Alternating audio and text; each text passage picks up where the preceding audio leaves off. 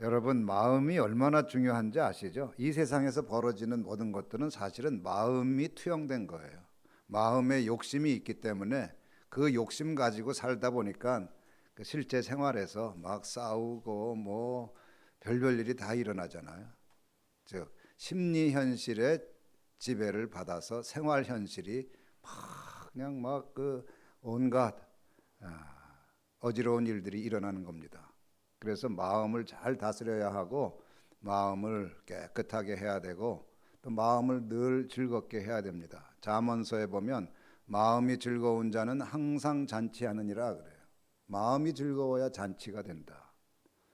일상생활, 생활 현실이 아주 늘 즐겁고 기쁘다는 얘기죠. 반대로 시기는 뼈로 썩게 하느니라 그런 말이 나와요. 시기가 뭐예요?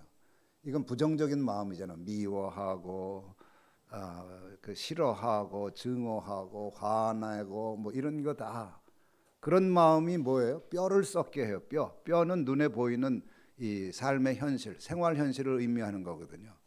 그래서 여러분 마음을 잘 헤아려 볼 수 있어야 돼요. 겉으로 드러난 것만 보면 우리 삶의 문제도 해결하지 못하고 삶을 행복하게 살 수도 없습니다.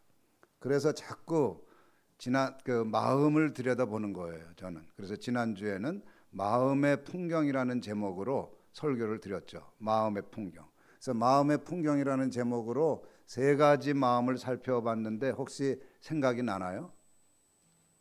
자, 생각이 안 나시는 분을 위해서 한번 우리 살펴봅시다. 이 세 가지 마음. 첫째, 논쟁하는 마음. 둘째, 직관하는 마음. 셋째, 실존하는 마음.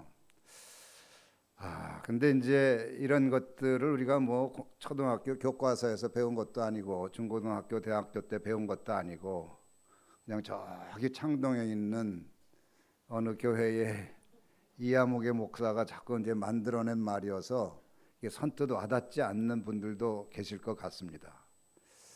그래, 논쟁하는 마음, 직관하는 마음, 실존하는 마음. 그래서 오늘은 이제 이걸 조금 더 구체적으로 살펴보려고 합니다. 논쟁하는 마음은 뭡니까? 그 사두개인들의 마음이었죠. 그 형사취수법이라는 것을 들먹이면서 그거 형사취수법은 뭐죠? 형이 자식 없이 죽으면 동생이 형수를 아내로 맞이해야 한다는 법인데 7형제가 다 이제 자식이 없이 죽었네. 그러니까 나중에 부활 때에 이 여자의 남편은 누가 됩니까? 그러니까 웃기는 얘기 아니냐 그러면서 부활이 없다라고 하는 논증을 하기 위해서 사두개인들이 이런 예를 든 거죠. 그래서 이제 논쟁을 불러일으키면서 상대를 곤경에 빠뜨리려고 해요. 이게 논쟁하는 마음입니다. 이제 두 번째 마음은 뭡니까? 이제 직관하는 마음. 근데 예수님은 이 사두개인들의 시비에 어떻게 대응을 하시느냐 하면 부활 때에는 시집도 안 가고 장가도 가지 않느니라. 그러니까 예수님은 우리가 보지 못하는 것을 보시는 거예요. 직관하신단 말이죠. 그래서 예수님의 이 마음, 사두개인들의 얄팍한 논리를 깨뜨린 예수님의 마음, 이걸 가리켜서 직관하는 마음이라 이렇게 이름을 붙여봤습니다. 그 다음에 실존하는 마음은 뭐냐? 자신의 운명을 피하지 않고 대면함으로써 하나님의 뜻을 받들고 새로운 삶을 창조한 아브라함과 이삭과 야곱의 마음, 그것이 실존하는 마음입니다. 근데 실생활에서 그런 이 마음들이 어떻게 작용할까? 오늘은 이제 그것에 초점을 맞춰서 좀 살펴보려고 합니다. 예를 들어서 삶이 꼬이는 것 같고 불운이 계속되는 것 같을 때, 가까운 사람이나 가족이나 지인이 중대한 잘못을 저질렀을 때, 내가 인생을 잘못 산 것 같고 망한 것 같을 때 여러분은 어떻게 반응합니까? 이 세 경우 중에서 어느 경우에 해당하세요? 제가 보기에는 세 경우 다 해당 안 되는 길버님들이 많이 계실 것 같아요. 이미 다 뭐 그 과정들을 다 잘 극복하셔서. 근데 우리 주위에는 이런 사람들이 많이 있습니다. 오늘은 이제 이 세 마음 중에서 논쟁하는 마음과 직관하는 마음을 주로 좀 다뤄보려고 합니다. 그래서 논쟁하는 마음과 직관하는 마음을 좀 대강 스케치하고 살펴본 다음에 오늘 성서 일과 제1 독서가 말라기서를 읽었고 복음서는 이제 누가복음 그 종말을 예언하시는 예수님께서 종말을 예언하시는 누가복음을 읽었는데 여기에 나타나는 직관하는 마음을 묵상하려고 합니다. 실존하는 마음은 별도로 따로 취급을 해야 될 것 같아요. 그래서 오늘은 논쟁하는 마음과 직관하는 마음 이 둘을 주로 살펴보려고 합니다. 먼저 논쟁하는 마음. 우리가 살면서 참 불운이 계속되는 것 같을 때가 있잖아요. 하는 것마다 안 될 때가 있잖아요. 되는 게 없는 것 같을 때. 그때 이 논쟁하는 마음은 어떨까요? 신세를 한탄합니다. 왜 하늘을 쳐다보면서 왜 나만 못 살게 구는 거예요? 왜 나만 가지고 그래? 이제 그러면서 하나님께 따지기도 합니다. 그래서 이 마음은 현실을 있는 그대로 받아들이지도 못하고 현실을 대면하지도 못합니다. 끊임없이 이유를 묻고 책임을 찾으면서 회피하기도 하고 도망가기도 하고 그러면서 상처를 더 후벼 파기도 합니다. 또 잘못을 저지른 사람에게 논쟁하는 마음은 어떻게 작용할까요? 대개 이렇게 어떻게 사람이 그럴 수가 있어? 그러면서 비난의 화살을 날립니다. 그러잖아도 자책하며 괴로워하고 있는 사람을 정죄하기에 능합니다. 사람 안에 있는 선의 씨앗과 아름다움과 회복 탄력성을 모르기에 잘못만 따지면서 회심의 가능성을 아예 차단합니다. 그리고 인생을 잘못 산 것 같고 참 망친 것 같을 때 논쟁하는 마음은 어떨까요? 수치심과 죄책감에 사로잡혀서 자신을 탓합니다. 마음은 점점 오그라들고 우울해집니다. 자신의 삶에 빛이라고는 단 한 줄기도 없는 것 같습니다. 논쟁하는 마음은 왜 이 지경이 되었을까라고 한숨 지으면서 절망의 감옥에 갇힙니다. 그래서 논쟁하는 마음이 주로 묻는 물음은 왜입니다. 왜? 왜 이런 일이? 왜 네가? 왜 내 삶이? 내 팔자는 왜 이러냐며 삶을 탓하고 왜 그랬냐며 남을 비난하고 왜 이렇게 살았냐며 자신을 탓합니다. 그러나 왜에 대한 명쾌한 대답은 없습니다. 따라서 왜라는 물음은 문제를 풀기보다 오히려 상황을 더 엉켜버리게 하고 또 상처를 덧나게 하고 현실을 더욱 부정적으로 보게 만듭니다. 이게 무슨 마음이요? 논쟁하는 마음이다. 제가 질문할 때 좀 바로 대답해 주시기를 바랍니다. 정신 딴 데 팔지 말고 정신을 딴 데 판 게 아니라 너무 그 말씀에 심취하다 보니까 이게 질문에 바로 이렇게 반응적으로 네 맞습니다. 이렇게 우리가 자극과 반응에 그렇게 연연할 필요는 없습니다. 한 템포 침묵 속에서 한번 생각하고 그 다음에 대답하기 위해서 잠시 멈춘 거죠. 네, 잘 압니다. 자, 그러면 직관하는 마음을 한번 스케치해 보겠습니다. 직관하는 마음은 이 논쟁하는 마음과 다릅니다.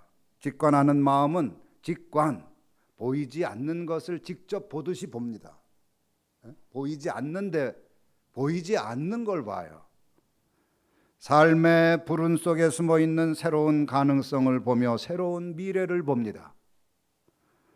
암담한 상황에서도 하나님이 여시는 미세한 틈을 감지하고 절망의 그늘에서도 피어나는 희망의 씨앗을 포착합니다. 불운이 자꾸 겹치는 삶이 버겁기는 하지만 직관하는 마음이라고 해서 룰루랄라 날마다 그런 건 아니에요. 불운이 겹칠 때는 삶이 버겁지요. 그렇지만 그 불운을 통해 자신을 단단하게 빚으시는 하나님의 손길을 느낍니다. 직관하는 마음이라고 해서 현실의 고통을 모르지 않지만 삶의 어둠 속에 내가 깨닫지 못하는 빛이 깃들어 있음을 잊지 않습니다. 직관하는 마음은 죄를 지은 사람에게서도 죄만 보지 않습니다. 그 사람의 깊은 마음에 또아리 틀고 있는 상처와 두려움을 봅니다. 다시 일어나려고 애쓰지만 수시로 넘어지는 연약한 의지를 보지만 비난하지 않고 조용히 버팀목이 되어줍니다. 겉사람의 잘못 아래에서 여전히 숨쉬고 있는 속사람의 선함과 아름다움을 알기에 격려와 응원을 아끼지 않습니다. 또 직관하는 마음은 인생을 잘못 산 것 같고 망한 것처럼 보일 때에도 실패가 끝이 아님을 봅니다. 살면서 내가 해온 잘못된 선택과 살면서 내가 입거나 남에게 끼친 상처까지도 성장의 재료가 될 수 있음을 알기에 과거의 그림자에 갇히지 않고 새로운 삶을 치열하게 희망합니다. 뒤틀린 생활 현실 안에 하나님이 새로운 삶을 향한 터닝 포인트를 마련하셨음을 감지합니다. 직관하는 마음은 성령이 주시는 마음으로서 폐허 같은 삶에서 새로운 창조를 일궈냅니다. 이제 논쟁하는 마음과 직관하는 마음을 대충 스케치해 봤는데 이걸 조금 더 비교를 해보겠습니다. 첫째, 논쟁하는 마음이 과거지향적이라면 직관하는 마음은 뭐라고요? 미래지향적이다. 그렇습니다. 논쟁하는 마음은 늘 과거에 머뭅니다. 이미 끝난 일, 되돌릴 수 없는 선택, 지나간 상처에 집착합니다.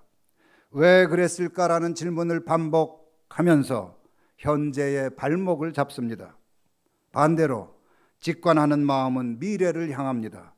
지금 눈에 보이는 불운 속에 흐르고 있는 신성현실을 보며 아직 현실화하지 않았지만 이미 오고 있는 하나님의 시간 카이로스를 보기 때문입니다. 직관하는 마음이 미래를 향해 걸음을 떼는 순간 과거는 더 이상 나를 옥죄는 감옥이기를 멈춥니다. 둘째, 논쟁하는 마음이 평상시의 마음, 일상의 마음이라면 직관하는 마음은 기도하는 마음입니다. 논쟁하는 마음은 일상 속에서 보이는 것만 보고 들리는 것만 듣고 감정과 상황에 쉽게 휩쓸립니다. 그래서 불운을 한탄하고 죄를 비난하며 실패에 연연합니다. 점사고에 사로잡혀 존재 전체를 보지 못하고 삶의 바탕, 그 근원을 느끼지 못합니다. 그러나 직관하는 마음은 기도하는 마음으로서 눈앞에 벌어진 현실의 바탕에서 흐르는 신성의 강물을 봅니다. 사람과 사건 속에 숨겨진 희미한 가능성을 봅니다. 갈라진 상처의 틈, 깨진 가슴의 틈으로 비치는 오늘 말라기 예언자가 얘기하는 치료하는 광선을 느낍니다. 기도는 직관하는 마음을 빚고 직관하는 마음은 기도를 더욱 깊고 풍성하게 합니다. 셋째, 논쟁하는 마음이 혼잡한 마음, 혼란스러운 마음이라면 직관하는 마음은 고요한 마음, 곧 평정심입니다. 논쟁하는 마음은 불운과 실패의 순간마다 왜를 물으면서 원인을 찾고 책임을 전가합니다. 왜라는 물음에 명확한 답은 없기에 논쟁하는 마음은 언제나 갈피를 잡지 못합니다. 그래서 혼란스럽고 혼잡합니다. 혼잡한 마음은 자신과 타인의 실상을 제대로 보지 못하며 하나님의 실체와 본질도 제대로 통찰하지 못합니다. 반면 직관하는 마음은 고요합니다. 평정심입니다. 기도하는 동안 눈앞의 상황 너머를 바라보는 영안이 열렸기 때문입니다. 표면의 소란 이면에서 흐르는 신성의 흐름을 감지하는 신성한 감수성이 깨어나기 때문입니다. 사건의 중심에서 들려오는 하나님의 미세한 속삭임을 듣는 영적 귀가 열리기 때문입니다. 그래서 고요합니다. 보지 못하는 것을 보고 듣지 못하는 것을 듣고 느끼지 못하는 것을 느끼기에 희망 속에서 고요합니다. 넷째, 논쟁하는 마음이 비교하는 마음이라면 직관하는 마음은 수용하는 마음, 곧 있는 그대로 받아들이는 마음입니다.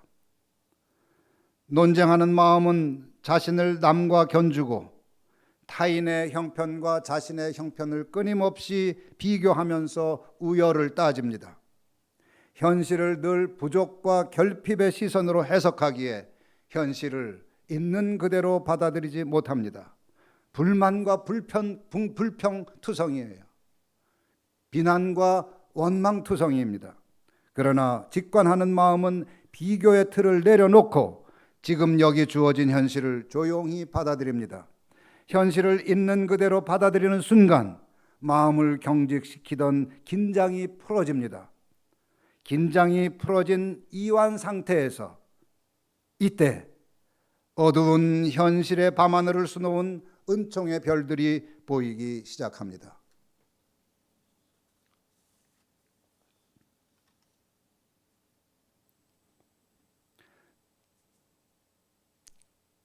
논쟁하는 마음과 직관하는 마음, 성경에 어떤 인물들이 대표할까 생각하다가 누가복음 10장에 나오는 마르다와 마리아가 생각났습니다.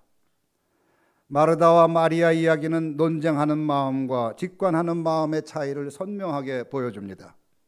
마르다는 분주하게 일하면서 비교하고 따지는 논쟁하는 마음의 대표자입니다. 마르다는 예수님께 와서 왜 나만 일을 해야 합니까? 왜 동생은 일을 안 하게 그냥 내버려 두는 겁니까? 라고 따지면서 현실을 비교와 불평의 틀로 평가합니다. 그 반면 마리아는 예수님의 현존에 고요히 머무르고 예수님의 말씀을 경청하면서 보이지 않는 하나님의 현실에 마음을 활짝 엽니다. 같은 현실에 있으면서도 두 자매의 마음은 이렇게 달라요.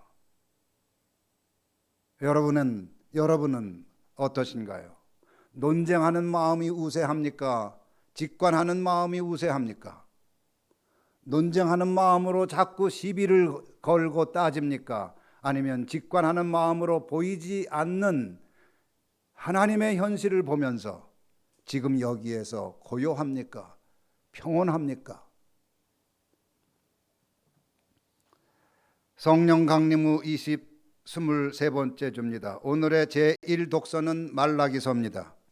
예언자 말라기가 살던 시대는 바벨론 포로 생활에서 귀환한 지 수십 년이 지난 때였습니다. 포로 생활을 청산했지만 현실은 여전히 가난하고 불의했습니다. 제사장들은 성물을 소홀히 다루었고 백성들은 11조와 봉헌을 멀리하며 신앙은 껍데기만 남아 있었습니다. 예루살렘 성전이 재건되었어도 백성들의 마음엔 무력감이 가득했습니다. 이스라엘 공동체 전체에 영적 냉소가 팽배했고 하나님에 대한 실망이 가득했습니다. 그래서 하나님을 섬기는 것은 헛된 일이다. 그의 명령을 지키는 것이 무슨 유익이 있단 말인가? 라는 이 방정맞은 말이 공공연히 나돌 정도였습니다. 미래에 대한 희망이 고갈된 시대였습니다. 말라기는 이러한 절망의 시대에 하나님의 시선으로 현실 너머를 보도록 일깨우는 직관의 예언자로 등장합니다. 말라기는 암담한 현실 너머에서 하나님이 준비하시는 새로운 날을 보았습니다. 그 날을 이렇게 묘사합니다. 용광로의 불길같이 모든 것을 살라버릴 새날. 말라기는 이 날을 보는 직관하는 마음의 소유자였던 것입니다. 그리고 그렇지만 모든 것이 살라지는 것만이 아니에요. 파괴되는 것만이 아닙니다. 의로운 해가 떠올라서 치료하는 광선을 바라는 그 새 창조의 날도 보는 사람이었습니다. 말라기는 그야말로 직관하는 마음을 가진 직관의 예언자였습니다. 예수님이야말로 그런 분이었습니다. 그래서 오늘 복음서에서 보듯이 이제 사람들이 성전의 화려함을 보며 감탄할 때 그것이 무너질 것이다. 그리고 새롭게 세워질 것이다. 이 파괴와 회복을 동시에 보셨습니다. 그리고 종말의 모습을 보시기도 합니다. 전쟁과 지진과 혼란과 배신과 같은 종말적 징조들 속에서 예수님은 하나님이 이루시는 더 깊은 섭리의 흐름을 보셨습니다.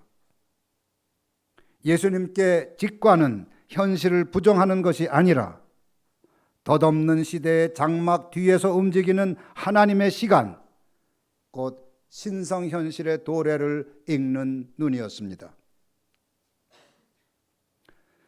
또 예수님의 직관하는 마음은 제자들이 박해받고 고난당할 것도 알았습니다. 그래서 말씀하셨죠. 사람들이 너희에게 손을 대어 박해하고 너희를 회당과 감옥에 넘겨줄 것이다. 그러나 예수님은 그 고난을 절망의 시간으로 보지 않으셨습니다. 오히려 증언할 기회로 보셨습니다. 그래서 말씀하십니다. 그러나 이것이, 즉 너희가 당할 고난이 너희에게는 증언할 기회가 될 것이다. 그러면서 예수님은 이런 위로의 말씀을 전하십니다. 너희는 머리카락 하나도 잃지 않을 것이다.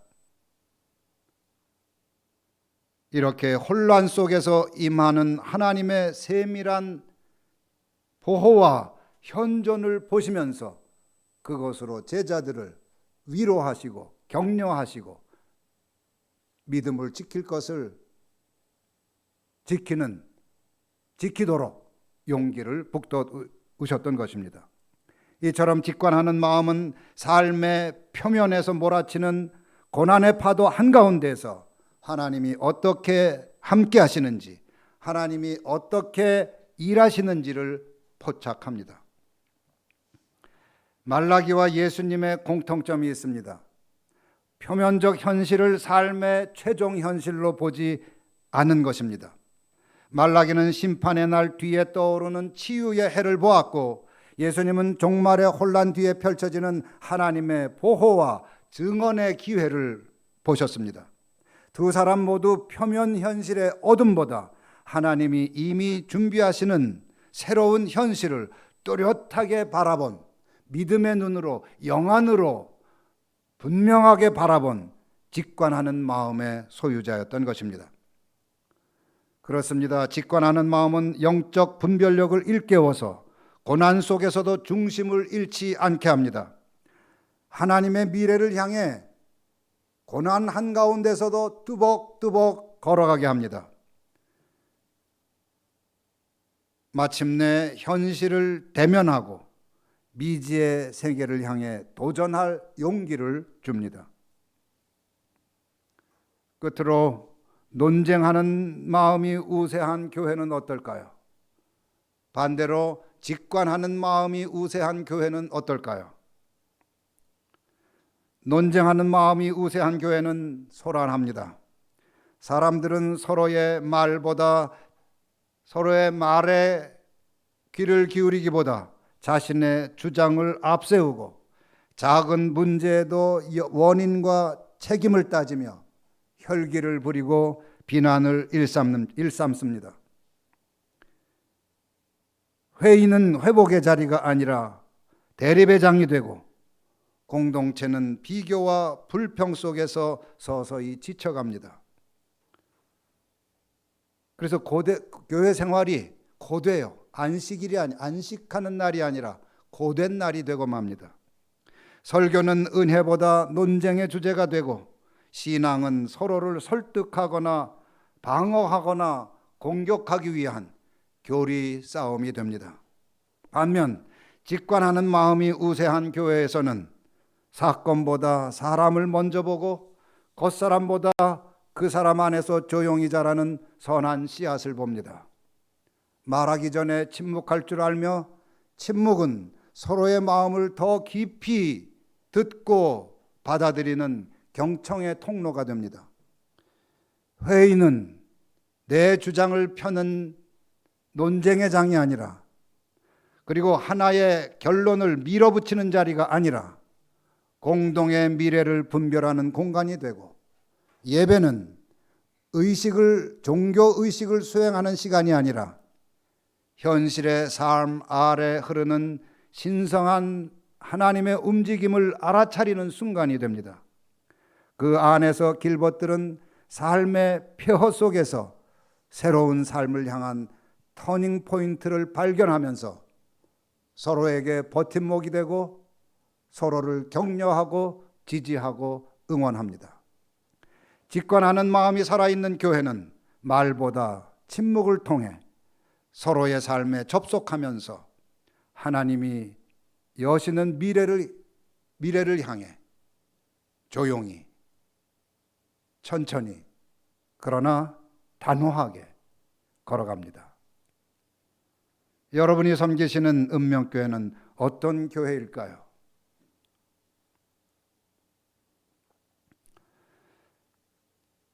성령 강림절 후 23째 주 예배를 드리시는 여러분에게 직관하는 마음의 은총이 함께 하시기를 축원합니다. 기도합시다.